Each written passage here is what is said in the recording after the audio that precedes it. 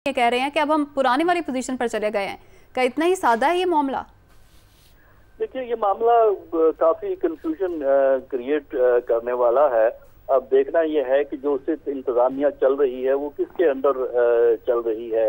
Usman Buzdar effectively उसको run कर रहे हैं या कोई और उनको जो है वो रन कर रहा है। जैसा मैंने पहले कहा कि ये एक टेक्निकल पॉइंट पे एक कॉन्स्टिट्यूशनल और पॉलिटिकल क्राइसिस जो है वो क्रिएट हो गया है, जिसका बड़ा आसान हल ये था कि उनका इस्तीफा जो था वो पिछले गवर्नर सरवर साहब ने एक्सेप्ट किया था। तो उनसे ये पूछा जा सकता था कि जब उनके पास ये इस्तीफा आया तो क्या उन्होंने ये चीज नोट की कि इस पे प्राइम मिनिस्टर का नाम है। और गालबन हमें इतला ये भी है कि गवर्नर साहब की उस वक्त के चीफ मिनिस्टर, यानी जो इस वक्त भी अपने आप को चीफ मिनिस्टर करार पाते हैं, उनसे पूछा और उसके बाद फिर वो इस्तीफा मंजूर हुआ है। तो पिछले गवर्नर से पूछ लेना चाहिए, उसके बाद इस किस्म का कंफ्यूजन पैदा ना होता। और अगर नया वो क्या कहते हैं ओथ रोकना है तो उसके लिए हाई कोर्ट से या सुप्रीम कोर्ट से आपको ओवरराइडिंग ऑर्डर चाहिएगा। जी, हसन अस्करी साहब साथ ही मौजूद रहिएगा। हबीब साहब को भी गुफ्तगू में शामिल करते हैं। हबीब साहब, अब ये जो गवर्नर पंजाब की जानिब से कदम उठाया गया है, किस तरह से देखते हैं आप इसको? किस तरह से आईनी बहरान का हाथमा होगा? देखिए, गवर्नर पंजाब को एक सिक्योरिटी हासिल है कॉन्स्टिट्यूशन के नीचे, एक एक्सेप्शन हासिल है कि उनके खिलाफ मुकदमा नहीं हो सकता, उनको कुछ कहा नहीं जा सकता, इसलिए वो अपने ओहदे का इस वक्त नाजायज फायदा उठा रहे हैं। उसकी बुनियादी वजह यह है कि जो उस्मान बुज़दार साहब हैं उनका इस्तीफा अब क्वेश्चन नहीं रहा। अब ये सवाल नहीं उठता कि उन्होंने इस्तीफा दिया था या नहीं दिया था।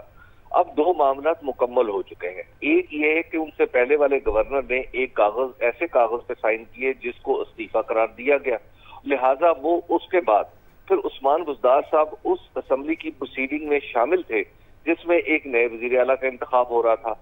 और नए वजीर आला के इंतखाब के मौके पर उन्होंने वॉकआउट किया था उस्मान बुज़दार साहब ने, और वहां पर कोई सवाल नहीं उठाया था कि जनाब मैं तो वजीर आला हूं, मेरे होते हुए ये कैसे हो सकता है, या मैंने इस्तीफा नहीं दिया। बाकायदा तौर पर इलेक्शन का ऐलान हुआ था, उस वक्त भी वो खामोश रहे थे। और अब फिर जब बाकायदा तौर पर गवर्नर के पास ये ऑर्डर चला गया कौमी सूबाई असेंबली की तरफ से, यानी सूबाई असेंबली का रिजल्ट चला गया, तो उसके बाद से गवर्नर साहब को ये इस्तीफा याद आ गया कि जनाब उस्मान बुज़दार के इस्तीफे में ये टेक्निकल फॉल्ट है, उसमें तारीख नहीं लिखी, वो उसका एड्रेस ठीक नहीं है, उसमें किसी को उसमें वजीर आजम के नाम लिखा गया है, उसमें गवर्नर का नाम नहीं लिखा गया।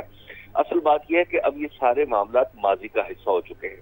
जो कानून के मुताबिक जो ताज़ा तरीन डेवलपमेंट है, यानी जो अदालत का हुक्म है, वो स्टैंड करता है। इस वक्त अगर कानूनी पोजीशन देखी जाए तो वो साफ सुथरी बिल्कुल वाज़ेह है कि जनाब हमजा शहबाज शरीफ से आप गवर्नर साहब अगर हेल्प नहीं लेना चाहते तो अब अदालती हुक्म के मुताबिक स्पीकर कौमी असेंबली ये हेल्प लेंगे।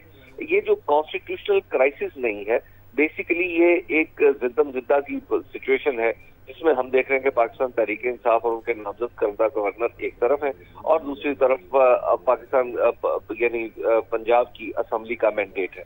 इस वक्त मैंडेट जो है वो उस्मान बुज़दार के साथ नहीं है और वो हमजा शहबाज के साथ है।